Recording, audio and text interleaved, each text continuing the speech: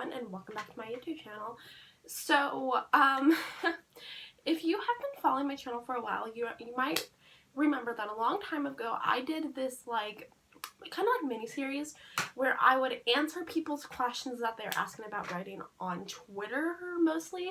And actually for one of those videos I had my little cousin Connor peep in and he answered some. So if you haven't checked those videos out, if they're still public, I'll link them down below. I know the one with my cousin is still public. I can't remember if I took down the one where I answered them myself, because I have taken down a lot of my older videos just because some of them are just like so cringy and I just like can't handle like having them out in the world for people to see, so like no. But today I thought I would flip the script and do Tumblr, because I never really answered questions off of Tumblr just because I used to not be a huge fan of the site, but now I actually love Tumblr. I spend too much time on there. It's actually one of my favorite social media sites at the moment, and I'm definitely a fan, so I'm just gonna go ahead and give my unasked advice about questions that people have on Tumblr. So I'm gonna scoot over so I can like pop the question on the screen for you guys.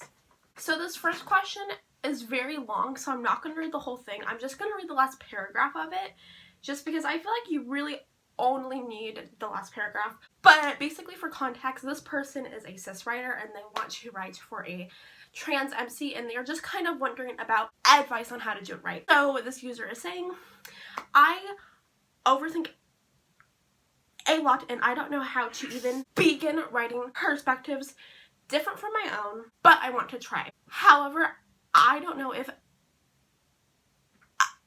attempting to write a trans MC as a cis writer is disrespectful or something I shouldn't do, because I couldn't write an accurate account of what being trans is like.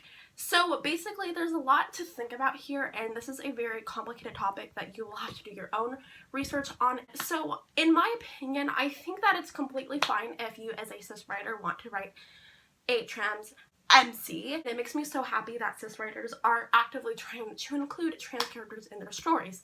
Now with that being said, in general I would say that it's normally fine for a cis person to write for a trans MC. Just make sure that the book isn't about their transness, if that makes sense, because that's not your story to tell, that is a trans person's story to tell.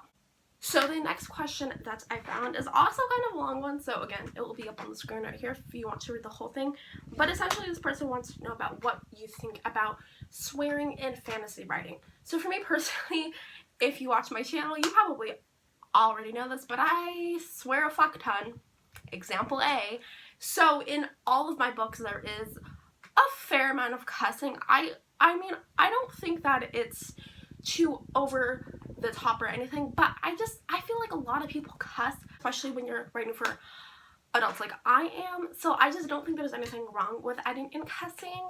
But yeah, I definitely have no problem with it as a writer or as a reader. Okay, so this next ask is, again, a really long question. I feel like this is becoming a pattern, but again, I will put the full screenshot on the screen right here, so if you want to pause the video and watch it, you can totally do that.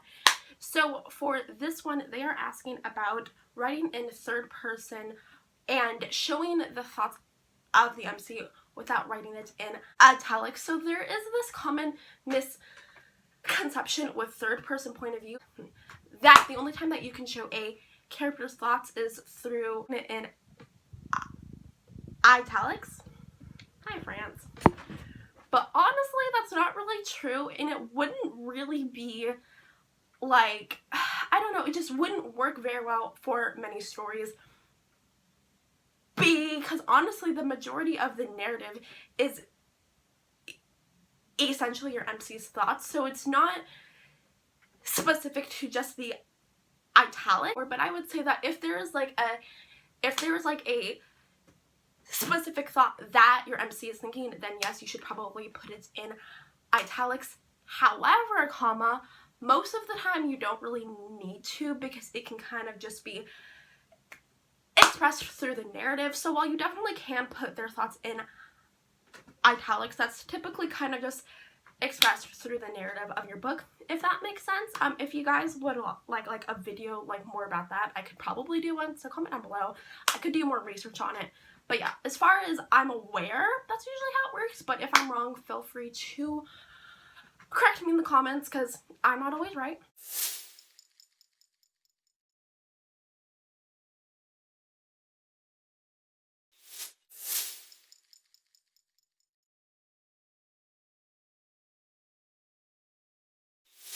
I love this next question, and it's not really like in the vein of a lot of the questions that I was looking for, but I'm gonna count it just because I like it. And this question is, what advice would you give to your younger writing self?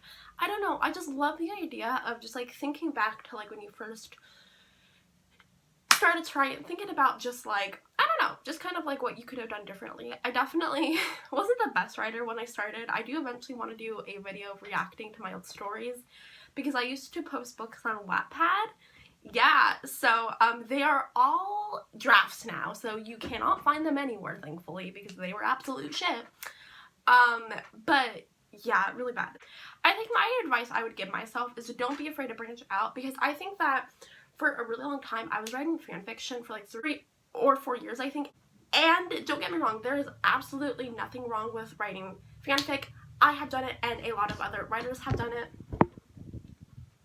And that is completely fine. But just for me, I was always afraid to branch out because I felt like my audience wouldn't like my original stories, or I just felt like I wasn't qualified to write it. I don't know. I just had a really hard time moving on from my fan fiction to like my original work. But it kind of got to a point where like I really wasn't enjoying writing anymore. It was kind of a chore, and it just kind of sucked the joy right out of it for me. To any of you who are wanting to branch out into a new story or genre, just go for it. Just take the leap. Okay, so this next question, guess what? It's a long bitch. Going on the screen as usual. You can pause and read it if you want to, but essentially this is asking, how can I make it very clear that two people who happen to be a man and a woman are just friends, and just make it clear that there's no romantic thing going on? I think this is a really important question,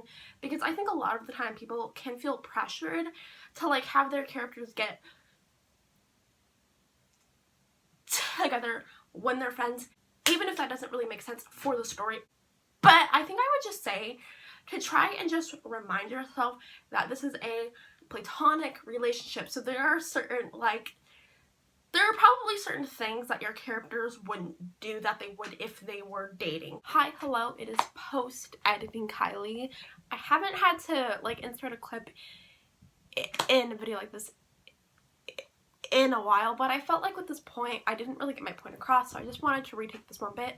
So basically what I was just saying is that even if you're doing something with a friend, it's gonna be different to how it would be with like someone that you're with. So for example, I used to have this really close friend, and we would hold hands, we would cuddle, we celebrated our anniversary together and all of this shit, and it was a fun time, and a lot of people thought that we were dating, but that's not really the point. Anyways, and I would also do a lot of the same stuff with my girlfriend, but the difference is the way that I felt when I cuddled with my girlfriend was very different when I cuddled with my best friend. They were two very different like emotions and experiences.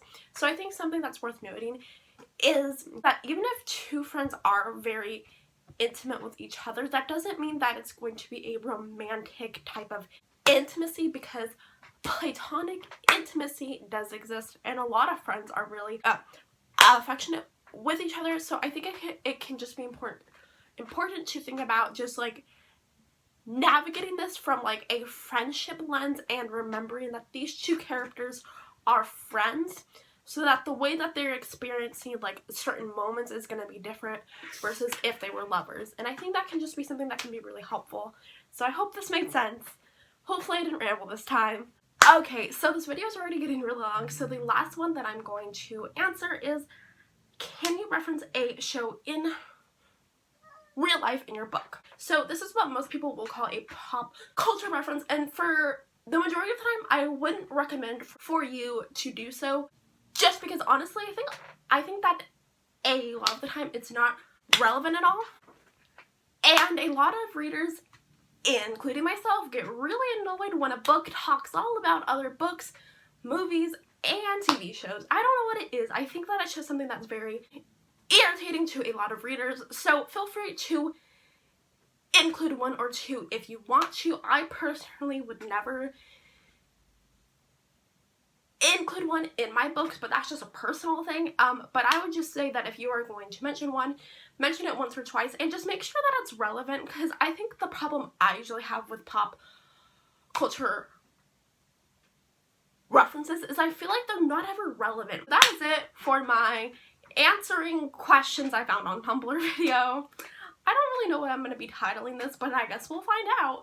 So if you enjoyed today's video, please give it a big thumbs up. I'm going to scoot back over to the middle. And if you enjoyed today's video and you want to see more writing and reading videos from me, feel free to subscribe down below and turn on those post notifications so that you know every time that I upload. So that's all that I've got for you guys today. I hope you enjoyed today's video, and I'll see you in the next one.